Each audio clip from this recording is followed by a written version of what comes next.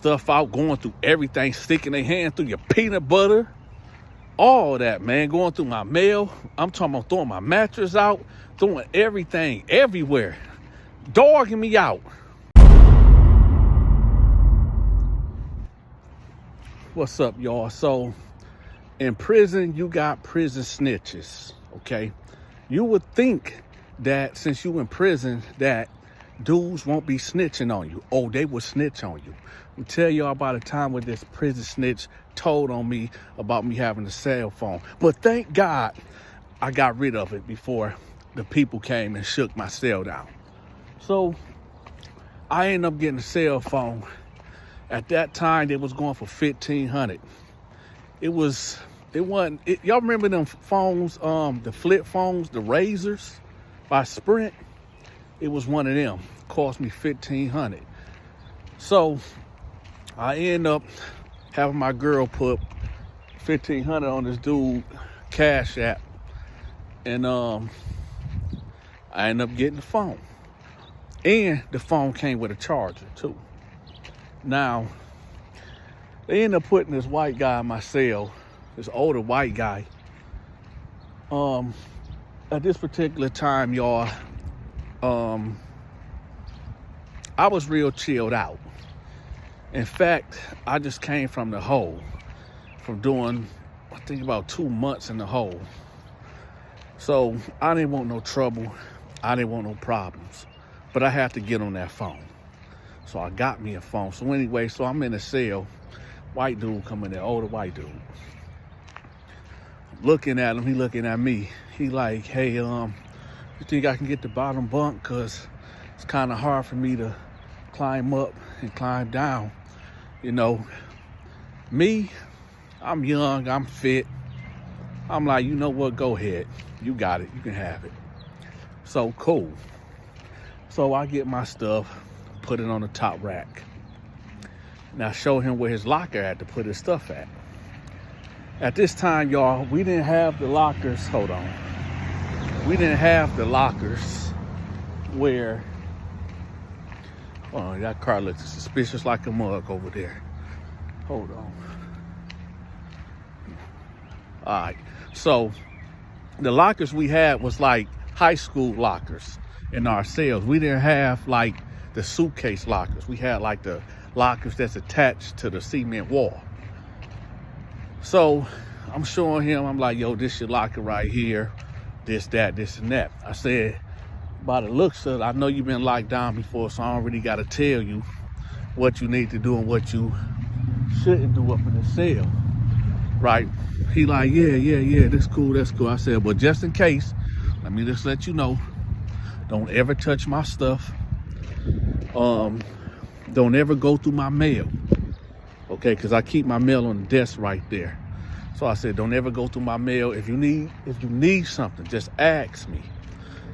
Don't ever take nothing from me. Ask me, right? I said, when you use the bathroom, make sure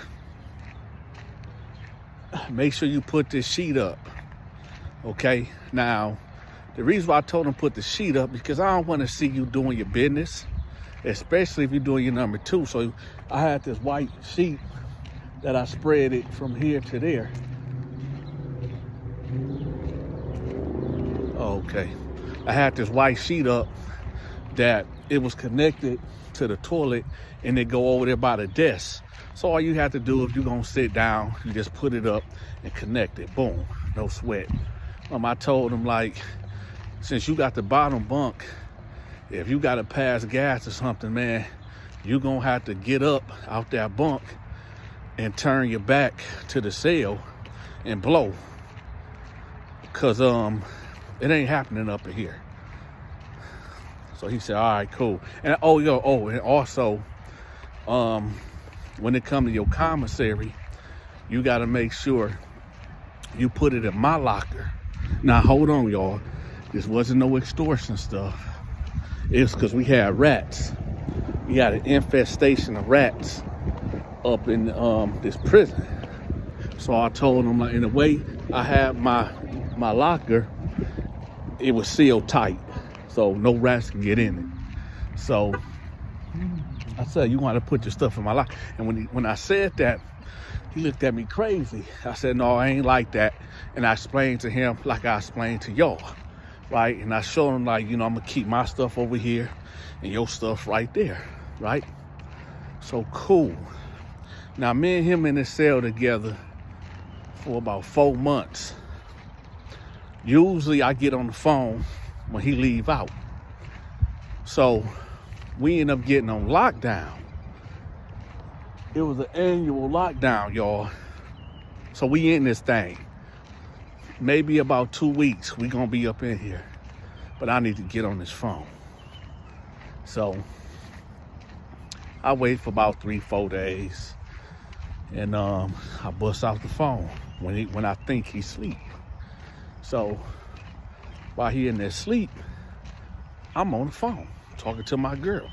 But I'm keeping the noise real low because I don't know this dude, right? So that go on. Now we got about 3 more days left on our annual lockdown. Oh, here's a tip for you convicts out there that might find yourselves in lockdown. When you locked up and they start seeing them, you start seeing them styrofoam trays, them to-go boxes, that's when you know the lockdown coming. That's a tip for y'all. So we on like I said, about 3 days left. And me and my girl had a little argument. So I'm kind of heated. So I'm like, man, y'all know when y'all be arguing with your girl and, she keep hanging up on you. So I'm frustrated. So I'm like, man, forget it. So remember, I got the top bunk. So I lean over. I'm like, hey, man, let me ask you something.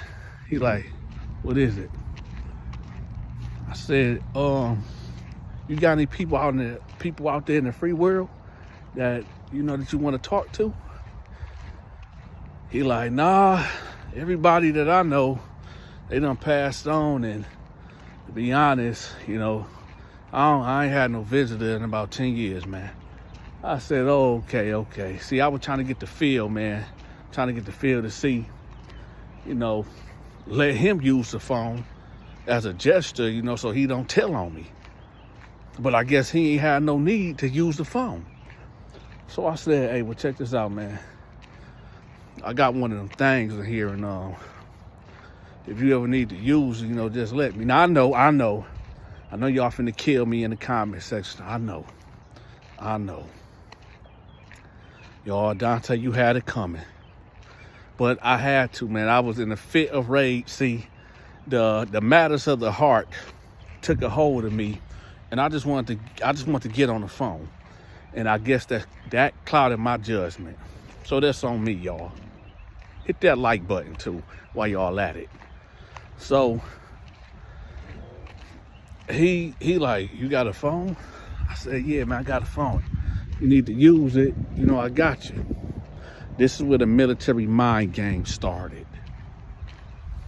Y'all probably wonder why I keep looking back, because you always, listen, I'm from the hood. I've been locked down so much, I got to keep my head on the swivel, man. You don't never know what's happening. You don't know what's peeking around the corner. Oh, you just don't know, man. You just got to be always aware. Anyway, because people be talking about, oh, not to always be looking paranoid. You dang right. Anyway, so this is where the military mind games start playing. So we get off of lockdown. I instantly go hit the shower. Instantly. I'm in there getting my zesty on. And I ain't talking about zesty as, being zesty. I'm talking about the soap zest.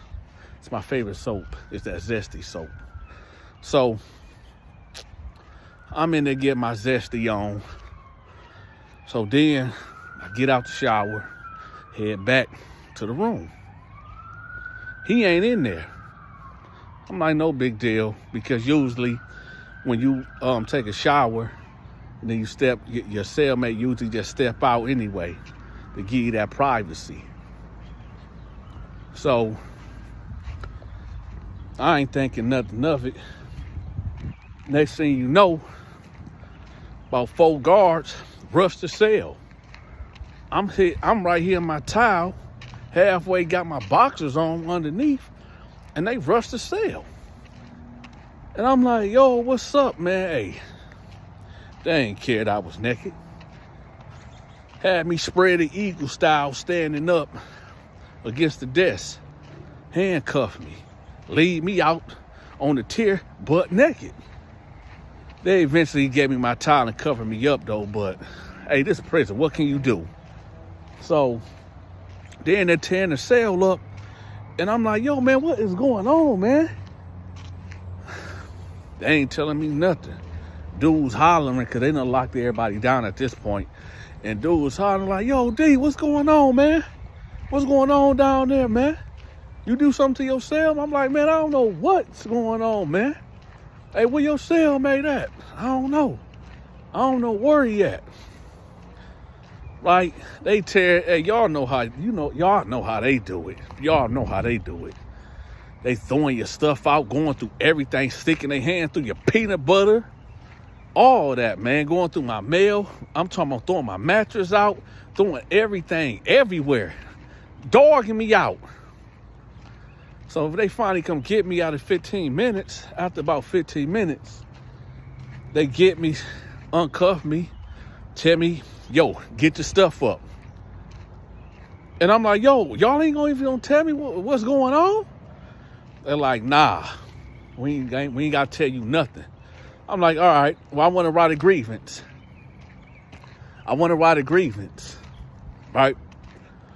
So I'm up there talking mad crazy to these guards as I'm putting my stuff up.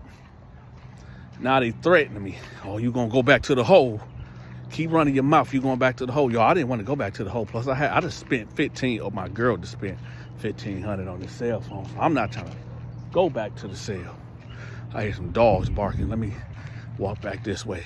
So I said, man, I ain't going back to no. Nah, man, I'm good. So then this dude come up to me about 20 minutes later. We leaving from rec. Dude come up to me. Now this particular dude that came up to me, I know he was a snitch, a jailhouse snitch. So when he approached me, I'm like, can I help you? He like, hey, check this out, man. Give me a couple of soups, and I'm gonna let you know what went down in your cell. I know why they went in your cell. I said, all right, man, come on. So I broke him off 3 soups. He like, you know the white dude? I said, yeah. He said, yeah. He dropped a dime on you and told the police that you got a cell phone. I said, for real? He said, yeah. And he about to check in. I said, all right. Bet. So then, hey, y'all stay tuned. I gotta go. Y'all hit that like button. I'm out.